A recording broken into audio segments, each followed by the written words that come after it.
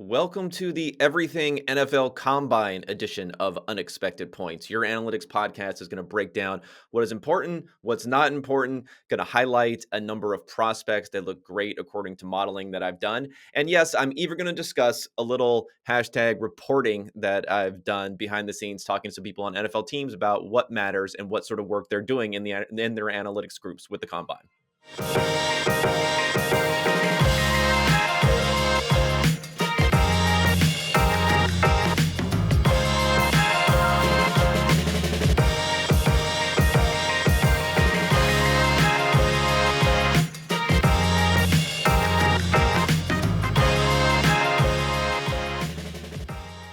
All righty, ready? I am here to talk all Combine. Going to be the agenda this week, not at the Combine. And if you're watching this on YouTube, you can see that I'm still in my my mother's basement here.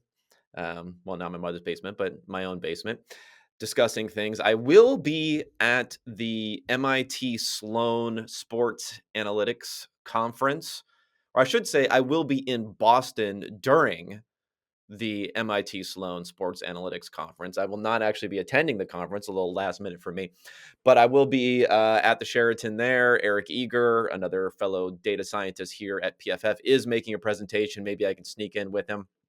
But I've already lined up to meet quite a few people there. And let's face it, everything that's good that's going on there is going on outside of the presentations. No offense to people making presentations, but there's a lot of marketing power in that conference now as opposed to analytical power. But Eric's going to give a presentation, which would be pretty good. There's kind of one like real nerd room there, at least one real nerd room where they present the findings of different papers. So if you're a true nerd, you're going to be there. You can see my grill there out in the coffee shop, sitting around, putting together some charts for my next article. Come by and say hello. But let's get back to Combine for now, because that's going to be the talk of the town. I don't know how I feel about this new format where everything has been pushed. And this happened last year too, but everything has been pushed later in the week to prime time to try to make it more of an event. And of course, this is the last year where it is guaranteed to be in Indianapolis, which has been hosting the Combine for, I think, 20 years now. So going forward, there's either going to be, I believe, the three finalists for where it's going to be: Indianapolis, which, is kind of a little bit of a pity inclusion potentially there, since almost everyone says they wanted to stay in Indianapolis, but they're trying to make it into a bigger event, and it's not exactly the most friendly venue in late February / early March for people to be attending. So the other two, shockingly, are in a little bit warmer climate areas, bigger city areas. And the other two finalists are the city of Los Angeles and then also Dallas, Texas. So I think it's probably going to be one of those two. LA, I heard last year had the inside track. Who knows if that's still the case? Might depend a little bit upon what happened during the Super Bowl. Obviously, they have very new facilities out there with the new stadium for the Rams and the Chargers, and plenty of things to do weather-wise out there for people to make it an entire event and attract what is the biggest city, but the biggest population in California, whether it's Southern California as a whole. When you combine LA County, Orange County, San Diego County, all within, a couple of hours away from each other, that's a whole lot of people there who could potentially attend this event too. But back to this year. So what I've done is I refreshed some analysis that I had done from a couple of years back, where it looks at what are the most important drills in the Combine. So I'm going to discuss that on this show. The difference being that not only is it updated for a couple more years of data that we have, but I have a more comprehensive list of drills and measurements that we've compiled at PFF, which now I'm expanding the analysis to additional measurements for certain positions, whether it's hand size, arm size, are really the two that I'm bringing in for different positions there, or arm length, I should say, not size.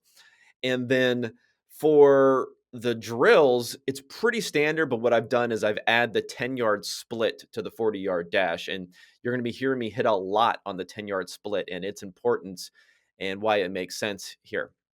So those articles are available at PFF. And in the second half of the episode, I'm going to transition more into a couple of other articles I have at PFF about different models that I put together using pre-combine information. There is an assumed weight.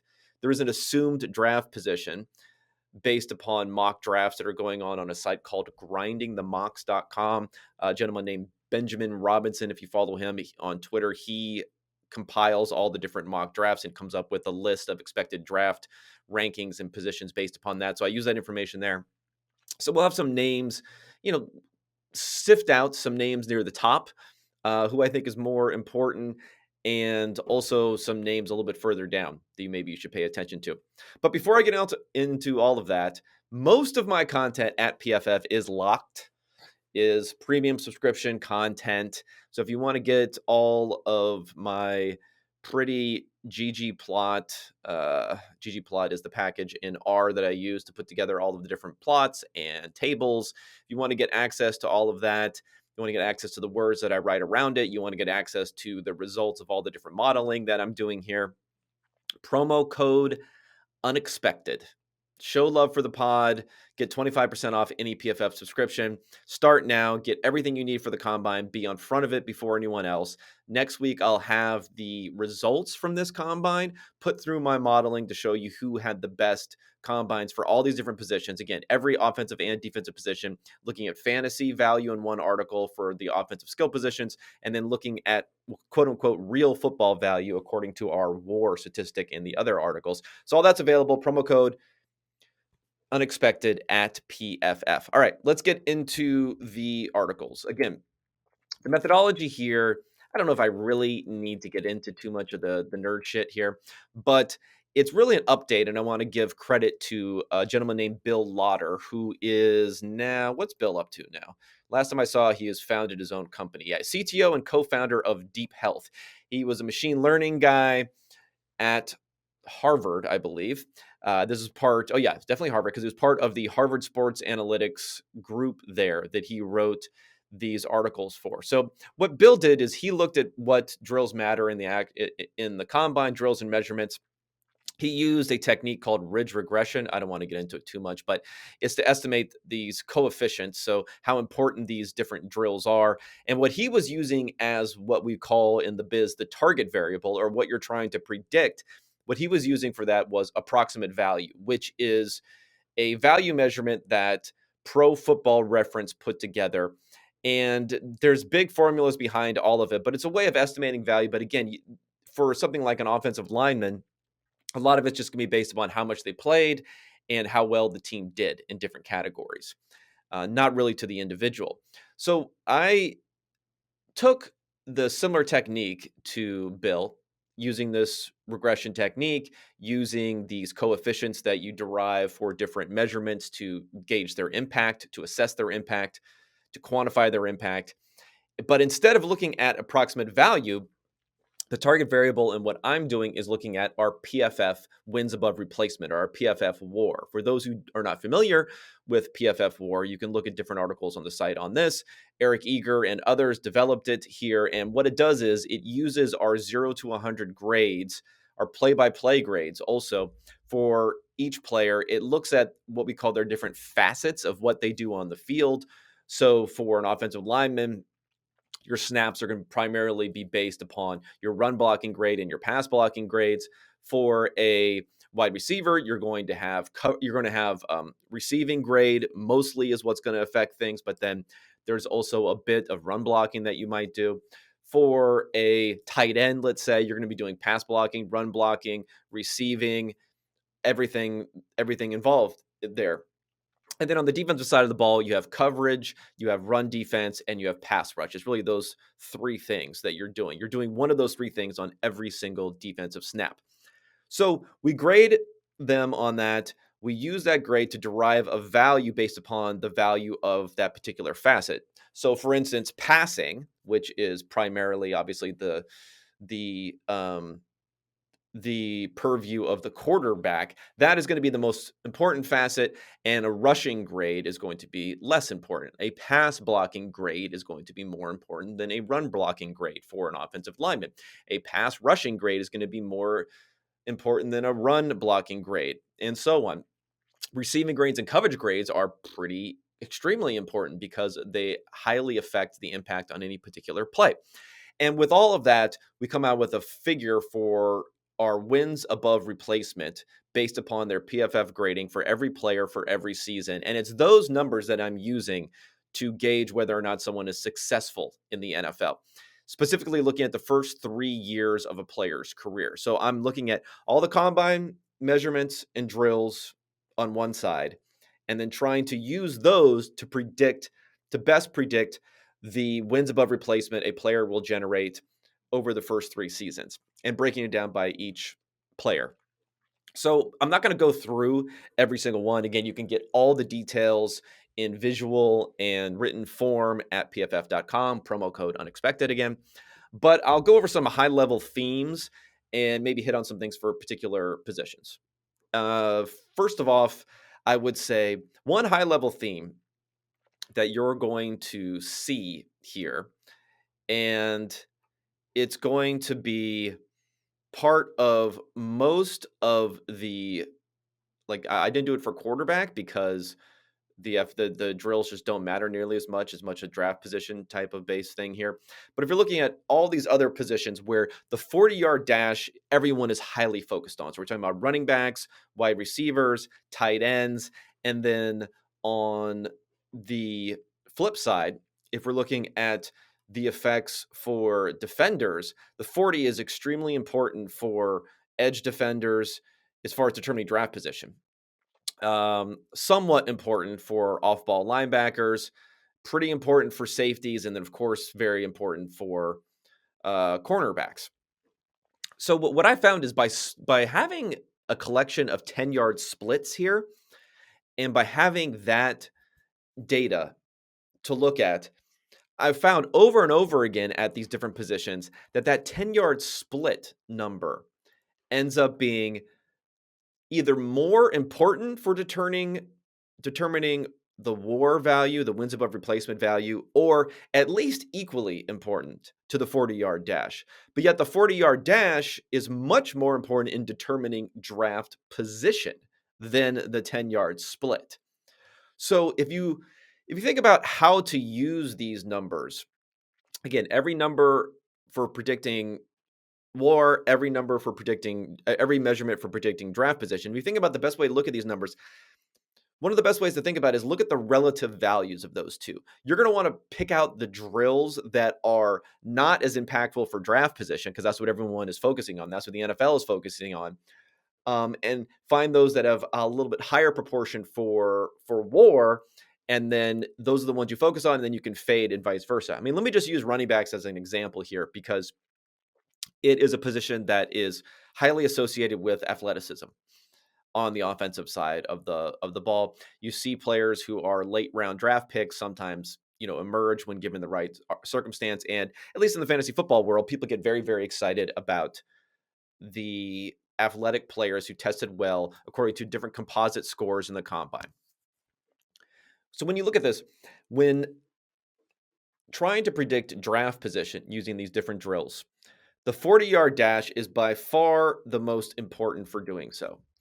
Not only is it the most important drill or measurement for running backs, and again, let me just list the ones I'm looking at for running backs. I'm looking at height, weight, and then all the times and jumps are weight adjusted. I adjust all these for weight. Weight being by far the most important variable for normally lowering how well a player does the heavier they are. So I look at the 10-yard split, the 40-yard dash. The 10-yard split is within the 40-yard dash, of course. Broad jump, vertical jump, 3-cone drill, and short shuttle. So those are the ones I'm looking at for all these. So for running backs, the 40-yard dash is not only the most important drill or measurement in determining draft position. Every standard deviation a running back is better than a normal running back in the 40-yard dash, equals out to about a 10% effect as far as raising your percentile for your draft position. And if you think about it, there are, 300-ish draft picks in the NFL draft. So if you're moving up 10%, you could say it's maybe a round. sort of difference that you're moving up based upon hitting a standard deviation above everyone else and that weight adjusted 40-yard dash time. But for WAR, it's a much smaller amount. It's only about a 1% move as opposed to a 9 or 10% move. But when we flip over to the 10-yard dash, it doesn't have much of an effect at all versus the 40-yard dash on people's draft position. Obviously, there's a correlation there, but most of the effect is going into what's happening with the 40-yard dash. But yet it has a bigger effect on WAR than the 40-yard dash, and a bigger effect on WAR than it does on draft position. And this 10-yard splits, if you think about it, just think about it logically. These drills were designed for ease of measurement. It's difficult to hand time 10-yard splits. And you're going to get more consistent results on a 40-yard dash than on a 10-yard dash, which is so dependent upon your start time and having everything great there. But now that we have all the electronic timers and everything else built into this, it helps standardize this measurement much, much more. And intuitively, it just makes sense that the 10-yard split would be more important than a 40-yard dash because the game of football is not played in 40, 50-yard chunks the vast majority of the time. The game in football is played in much, much smaller chunks. If you look at over the last 10 years, the number of runs, the number of rushing attempts that went for more than 10 yards is about 10%. So 90% of the time, you're playing within 10 yards. Now, again, once you go out to 20 yards, there's even a smaller amount that are beyond that, and there's a really tiny amount beyond 30 and 40 yards. So when you're testing a 40-yard dash versus a 10-yard split, what you're really testing is how much speed you're able to accumulate 15, 20, 25, 30 yards down the field. The amount of times that's actually happening in the NFL are very, very few. Yes, you may turn one 25-yard run into a touchdown that wouldn't have been otherwise, but it's going to be the rare circumstance where the player is close to you, where this one was just missing because there'd be that big of a difference, right? Whereas the explosiveness that you're hitting that hole with, you're displaying and you're using that on almost every single play as a running back, that quick explosiveness there.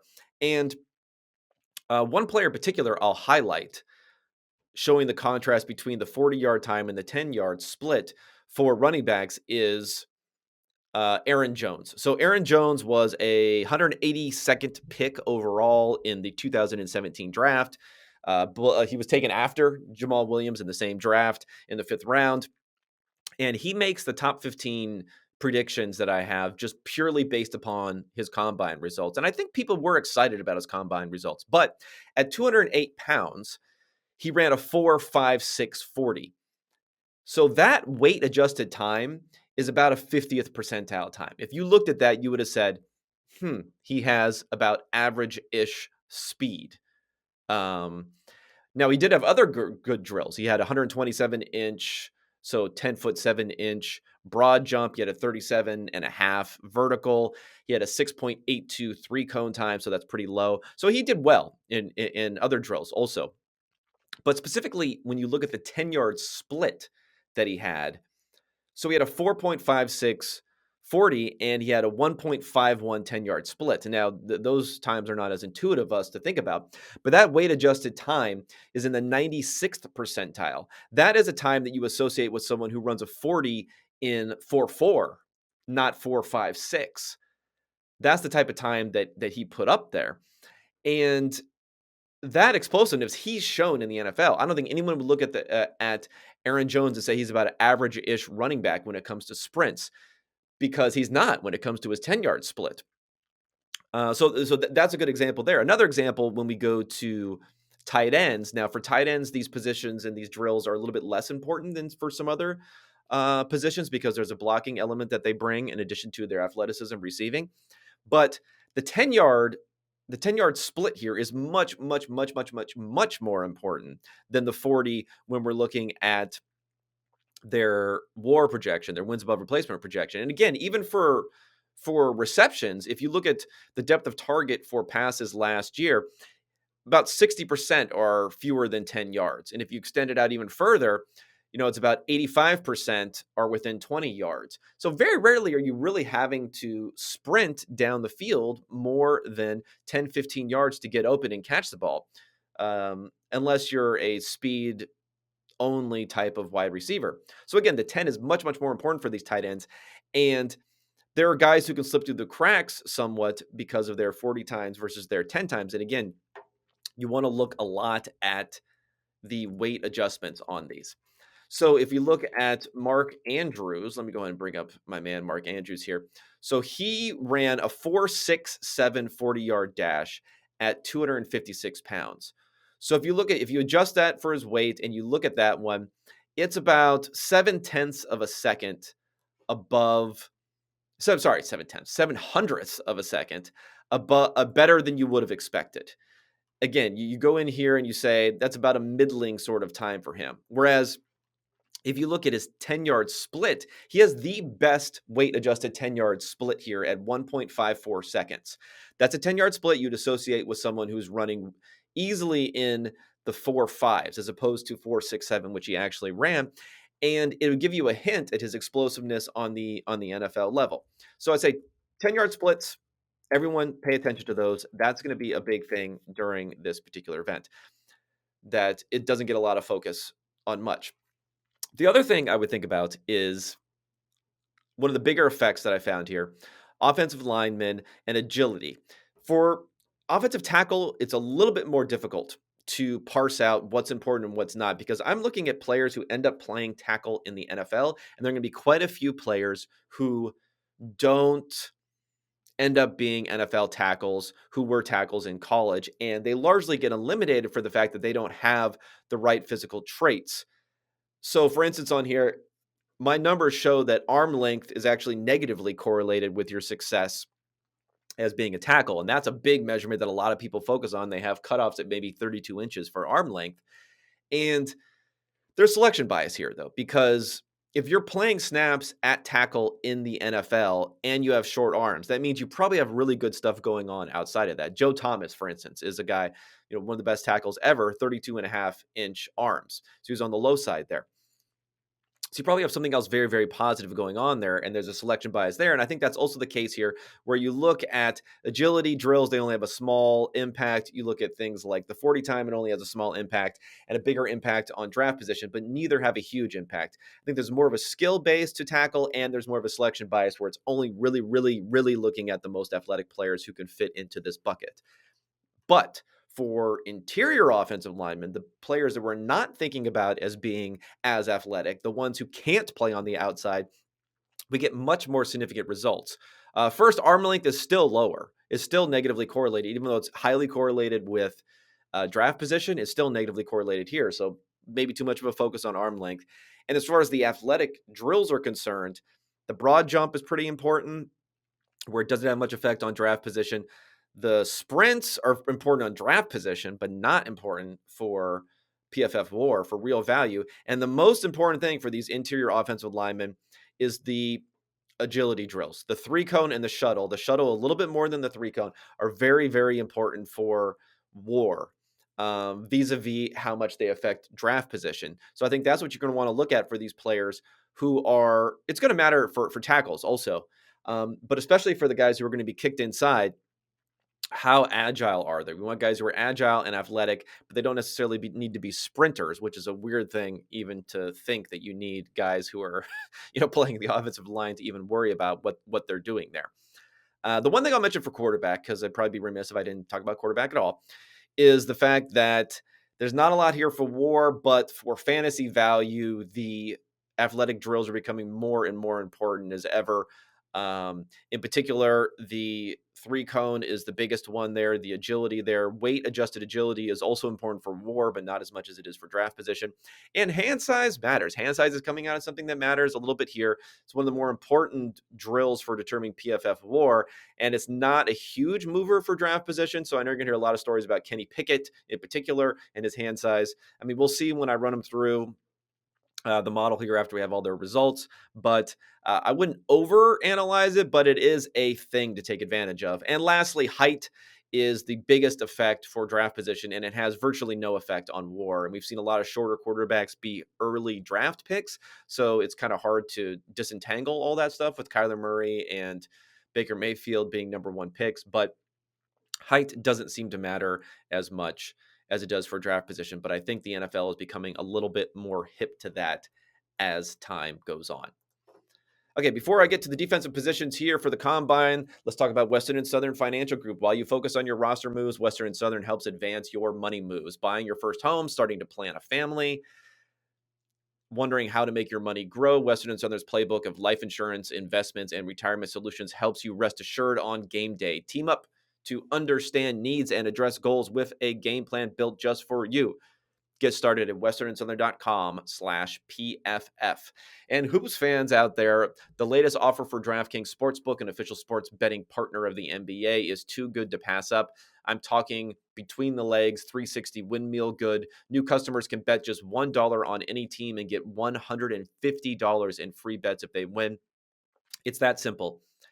If the sportsbook is not available in your state yet, you can take your big shot at a big payday with DFS. DraftKings is giving all new customers a free shot at millions in total prizes with their first deposit. Download the DraftKings Sportsbook app now. Use promo code PFF. Bet just $1 on any NFL team. I'm sorry, any NBA team, and get $150 in free bets if they win. That's promo code PFF at DraftKings Sportsbook, an official sports betting partner of the NBA. 20 or older, minimum age and location requirements vary by jurisdiction. See DraftKings.com/sportsbook for a full list of requirements and state-specific responsible gaming resources. Gambling problem, call 1-800-GAMBLER. All right, let's get into the defense.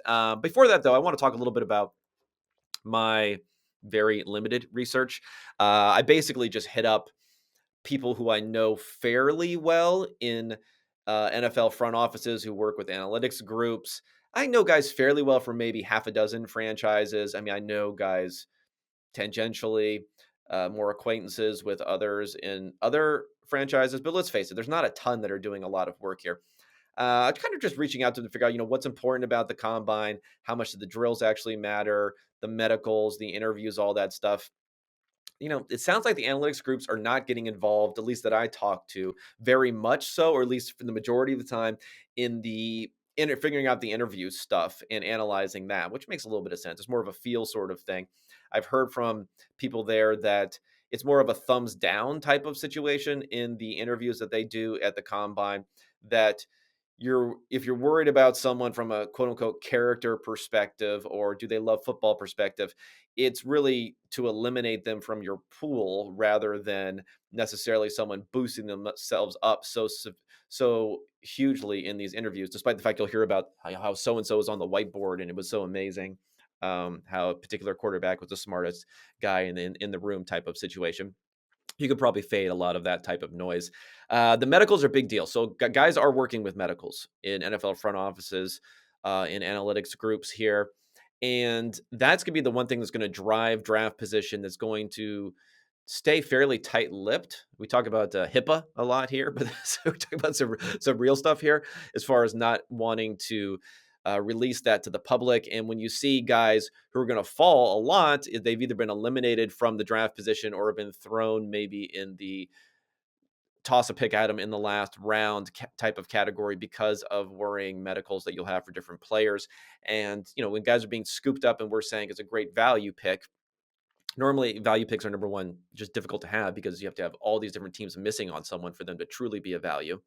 Number two is you might have a medical situation for teams where you're just basically gauging risk tolerance, who's willing to take the biggest risk there for that side of thing.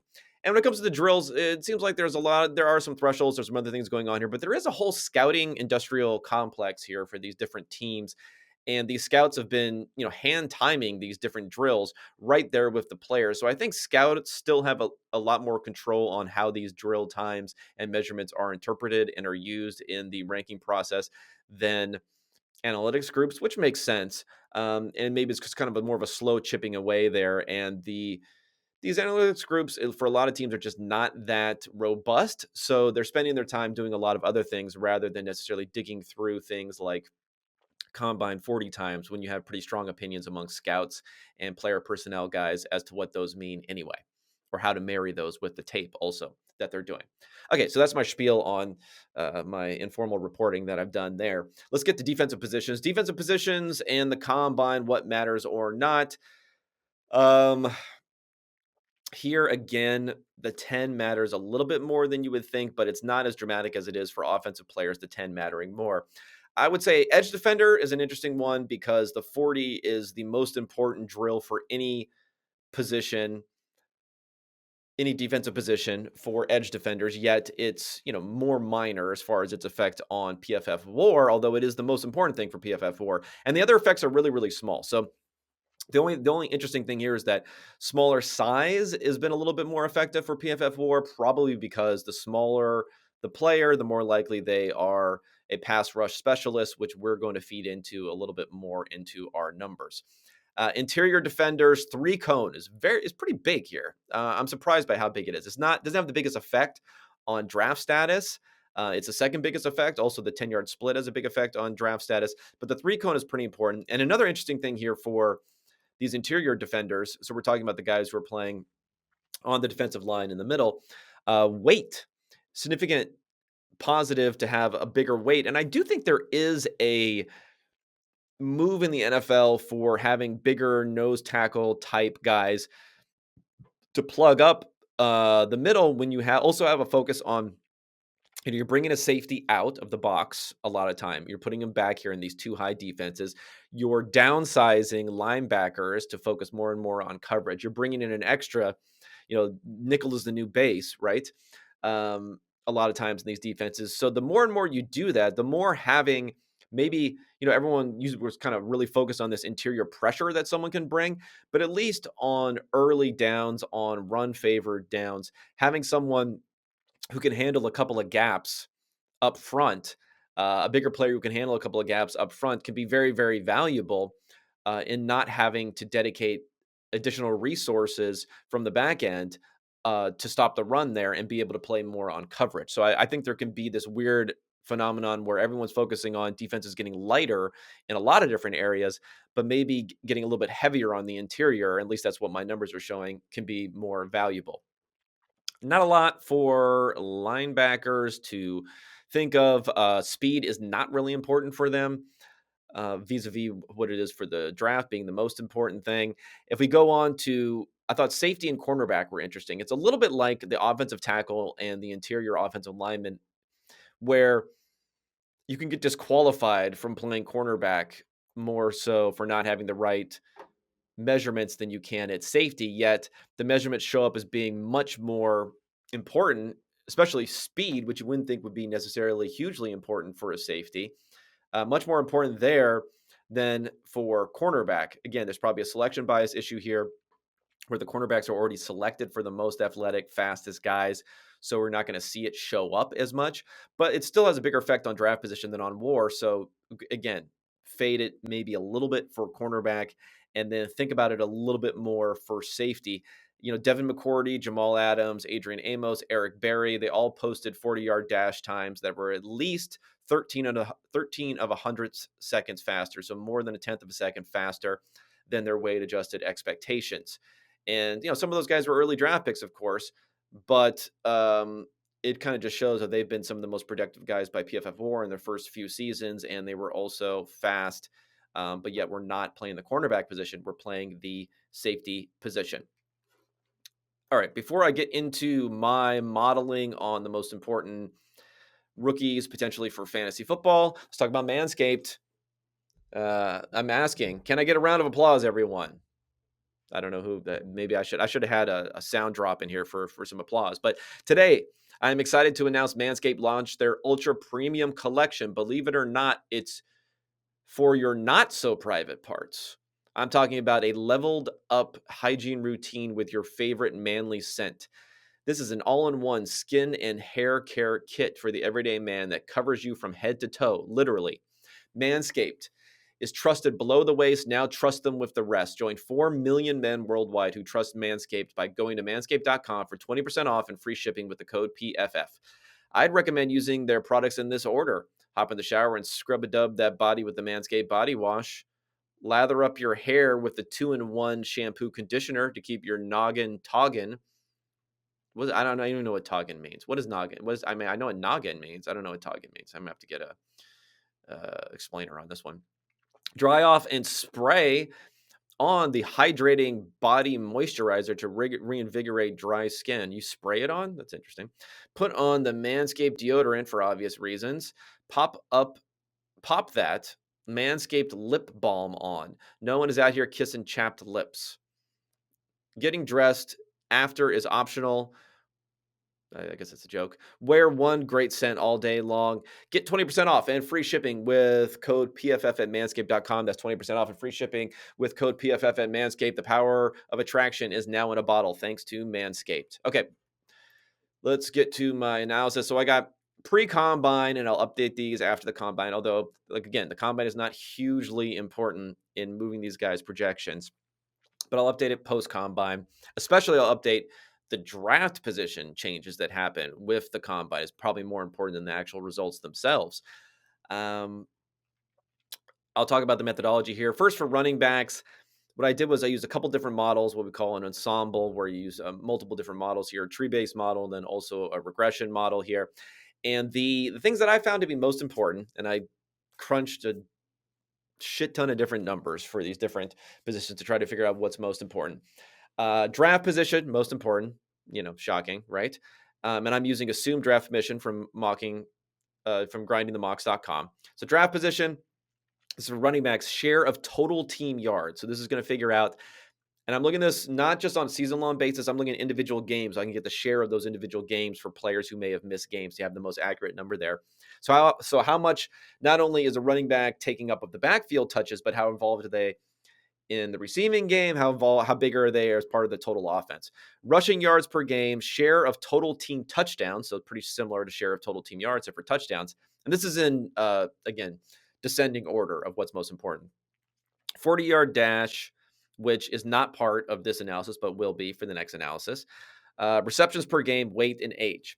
So we go down here, and the first tier of running backs that I have, and these guys are all projected according to Grinding the Mocks to go between picks 55 and 66. The first tier is Breece Hall, Isaiah Spiller, and Kenneth Walker. So they're really being driven by draft position here. But Hall from Iowa State has the lowest assumed draft position, but he is the highest projection here.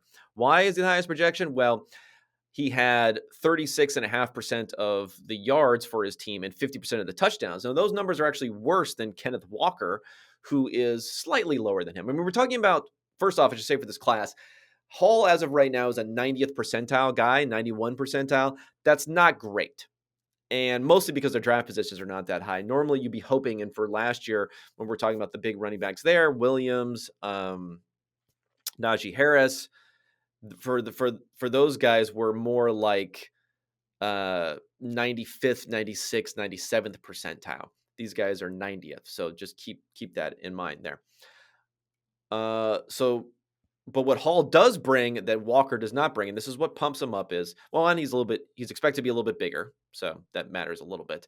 But the biggest thing is he had 3.1 receptions per game. And I'm projecting PPR scoring here, so that ends up being hugely important. Kenneth Walker, only 1.1 receptions per game. Maybe he wasn't asked to do that in the Michigan State offense. Maybe he displays those skills. It's going to be something that's going to be very important to pay attention to when they're doing the drills as far as how well he can catch, because that could boost him up quite a bit. And of course, it's going to matter what system he goes to in the NFL. But for me, it's Hall, number one, in the first tier and separated slightly. Then Spiller and Walker right next to each other after that. Spiller had worse numbers for his shares across the board, but he was middling in the middle with his receptions per game, which put him in the middle there. Okay, the second tier for running backs here, Kyren Williams and Dameon Pierce. They are both predicted to be drafted in the 70s, so not too far after. And there's not a lot differentiating these guys. I mean, Williams is much more productive on the ground, and then Pierce, is bigger, basically. So Williams is more productive, similar draft position. Pierce is projected to have a weight around 215 pounds versus about 200 pounds for Williams. So that's what's going to separate those two guys in this tier. Going down further, there's not a lot. I'm interested to see what James Cook weighs in on. James Cook is the brother of Dalvin Cook. I had his weight at 190 here, but if he can post, I don't know, maybe he'll just be chugging water before the weight. If he can post a 195, if he can post a 200, I'd be really interested in him because, well, he only had about 50 rushing yards per game, and his market share of the rushing was only about 20. He did have 2 receptions per game. He did was involved in the touchdowns somewhat. He could really pump up in that category, but he's someone who can maybe be an explosive type of back for PPR formats, as someone to pay attention to. Going into final guys that you might be able to pick out who are projecting better than their assumed draft position. One is Sincere McCormick, 132 rushing yards per game, a 38% share of rushing yards, which is pretty big. And he also had 1.9 receptions per game. So he kind of hits all those different metrics there. We'll see how he tests. That's going to be very important for a lot of these guys and can move up a lot of their numbers. Another guy is Tyler Beatty. He is predicted to go in the 4th, 5th round if he can get up a bit higher, test well. 4.3 receptions per game, 50% market share for his touchdowns, 40% for his rushing yards. Very, very productive guy. He's going to be on the older side. It looks like his rookie age is going to be over 23 years old, but that's not hugely important for running backs. It matters somewhat, but he's probably the other guy that I'm going to be paying the most attention to in this class. Let's turn to wide receivers. We've got a similar situation to running backs where, last year was such a heavy offensive draft. The first, what was it? 8 of the first 10 picks in the NFL draft were all offensive positions. Many skill players early in the draft here, not quite predicting the same thing. Again, no running backs are really predicted to go close to the first round at this point. And wide receivers, their highest assumed draft position here, the numbers that I'm looking at, again, people have a lot of different opinions here, is Treylon Burks at 13th overall. So the middle of the first round or worse for most of these guys. Similar methodology for them, except for we're looking at draft position, again, is the most important thing. The second most important thing is career share of team receiving yards. Now, we're looking at this on a game-by-game basis and their share of those yards in all those different games that they played throughout their career. Why is career important here, but it wasn't important for running backs? Well, running back is a opportunity-based position where you're giving someone a carry. They're not necessarily earning it. It's difficult to get on the field in certain times. So your best season is going to be more important there. The career share is more important because it's a bigger sample. It's multiple seasons, and it's kind of showing also how early in your career, if you can earn targets, because most of these guys, if they're top prospect types, they weren't riding the pine earlier in their careers. They may not have been featured wide receivers early in their careers, but they weren't riding the pine. So getting early production with the opportunities that you have is very, very important. So that's the most important stat, is their career share of team receiving yards.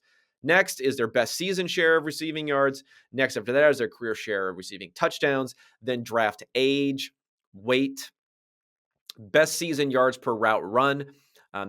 We have the metric based upon yards per route run. You'll see others will use yards per attempt, which is a similar statistic, but this looks specifically at when they're on the field or not with running a route. And then their best season yards per reception as a proxy for their explosiveness there. And this data goes back to 2006 that I'm using here. So some of it we have the PFF data for, some of it we don't. And I do approximate yards per route run with yards per team pass attempt for those before 2014 when we really start to have PFF data.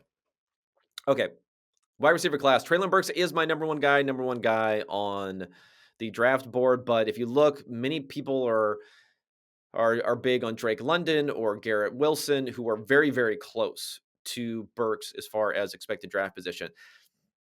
But they're not really close on here in terms of my projection. Burks is the 96th percentile, so good, pretty good in his projection. And he's about tied with Jamison Williams, who's my number 2 guy. Now, that's a little bit out of lock with at least what these mock draft positions say here, because Williams is up at a 22 as assumed draft position. So that would be lower than London and Wilson. Close to Olave. He's close to Olave, but he's much, much higher in my projections. Also a 96th percentile. Again, this is really, really good, but when you compare it to Devontae Smith last year and Jamar Chase, and they're actually a little bit better than Jalen Waddle last year. But if you compare it to those two guys in particular, they were like 99th percentile, 98th percentile. So a little bit higher up here. Why Burks?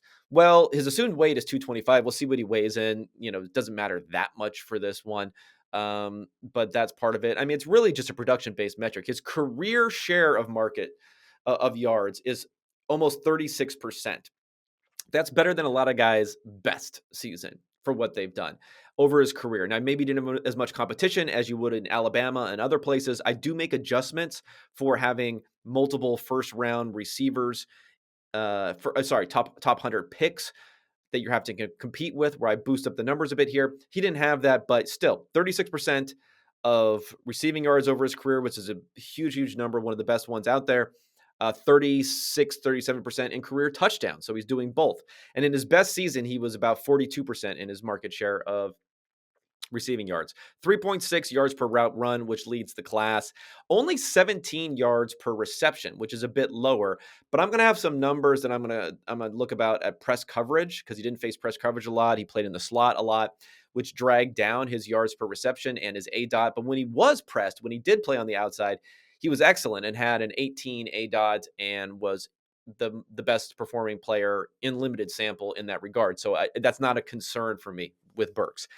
For Jameson Williams, he might be a little bit overprojected because the ACL injury, the late ACL injury last season, is not part of these projections, but it is part of his draft position assumption. So it does build in that way. The reason that the model likes him a lot is he had 20 yards per reception. That comes through over 3 yards per route run. So when you combine blazing speed, which I do think he has, I think he might have been the fastest receiver, at least of the top guys, if he had a chance to run at the combine, which he won't. But he had the stretching the field there too. His numbers are a little bit weaker in his market share, under 30%, but not horrible. He does have a best season over 30%. And again, he's competing with guys who are more NFL prospect talents. And he's 20. He's going to start his rookie season. My projection, I use the September 1st date, 21.4 years old versus Burks, who's 22.4. Now, both are underclassmen, which helps. They're not coming out. They didn't exhaust their last year of eligibility, but a year younger gives them a little bit of a boost there. Tier 2 is going to have a lot of the names you guys know about. Drake London, Garrett Wilson, Chris Olave are next. And those are really going to be separated from the others for the fact that they have first round or late first round assumed draft positions. I think Olave is the guy that has a little bit more concerns for than some others might, because of the fact that he looks like he's going to be a little bit smaller. We'll see. He might just blow up the combine and pass by Garrett Wilson. He's basically the same age. He's a pretty close to the same weight. His slightly better production metrics, slightly better yards per route run. So I think when you combine all that together, he probably should be a better prospect, but his assumed draft position is 27 here, where Wilson's is 15. So I think I would like Olave vis-a-vis Wilson, fading Wilson a little bit here, but we'll see what happens in the projections here. Now, Drake London is an interesting guy because people like him. He's 6'5", but he's only projected to be about 210 in weight. So he's an interesting body type here. He's a young guy, 21 years old, assumed draft position of 14. His career market share is only 26% of yards and 23 of touchdowns. So lower amounts, more than 10% lower than Treylon Burks in those two categories. He was really someone who emerged, though, in his final season. He had a 43 market share in his 8 games in his final season before he became injured, which is actually better than any of Burks' seasons. So I think he could get a lot of hype because of that great 8 games that he had last season. But again, the smaller sample, we should be less confident in it.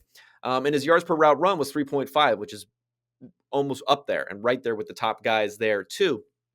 So I think London is an interesting prospect. But maybe a little bit less confident in what he can do because of the short sample of elite play. Wan'Dale Robinson is in this tier here with a lot of first-round guys, although he projects to be a second-round, maybe third-round guy. It depends on how much you really think he's going to be a gadget type of player. He's 185 pounds is our assumption. If he can boost that up into the 190s, that would be nice. He's a young guy at 21 years old. Won't be 22 before the season starts. And his market share numbers are incredible, 35% career receiving, and only 26% for touchdowns. So again, projecting not as that guy, but in his best season, he has the top best season market share here with 46%, only 13 yards per reception. So can he transition into maybe not the slot only guy?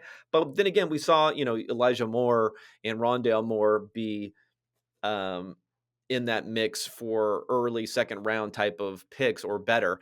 So maybe Wan'Dale Robinson can fall in there, but I don't think he's seen as quite being on that level. David Bell rounds out this tier. So we go a bit further down. George Pickens is probably the guy who has the highest draft position, who has the worst numbers according to my model. And he just had some injury problems. So it depends. He was pretty good as a freshman. It started strong. He had a single season, but he only has a single season receiving share over 25%. Only did that once in his career. And maybe he'll test really well, but his best yards per route run at 2.6 is pretty low. But he is coming out as a younger guy, and you never know. You never know how these guys tested. He's just much more of a question mark, and his assumed draft position in the early second round is higher and better than someone like Wan'Dale Robinson, who projects a lot better in my model. If you go further down, there aren't a lot of guys that are popping vis-a-vis their draft position. I mean, Alex Pierce is another guy who's not good versus his draft position. He's down a little bit lower. And Calvin Austin, the third, is not looking so good. Yeah, there's not a lot to get excited about. We'll see post combine, where these numbers start to go, where these draft positions start to solidify. But for me, Burks is the solid wide receiver 1. I would have Jamison Williams as 2. I could be okay. I probably Olave or London is 3, then Garrett Wilson after. And I would also think Wan'Dale Robinson would be my guy for the sleeper in the midish sort of tier, someone who could produce at the next level. Okay, that's all I got for you guys. 50 minutes of too much combine goodness. Again, I'll come at you next week with updating all the different results and then also looking at some research that I'm doing on press coverage. Again, you want to get access to that research, go ahead and use promo code unexpected over at pff.com for 25% off. Otherwise, I'll be talking at everyone next week. And if you want to go ahead, rate, review the pod, do so. And I truly appreciate it. Thanks a lot, everybody.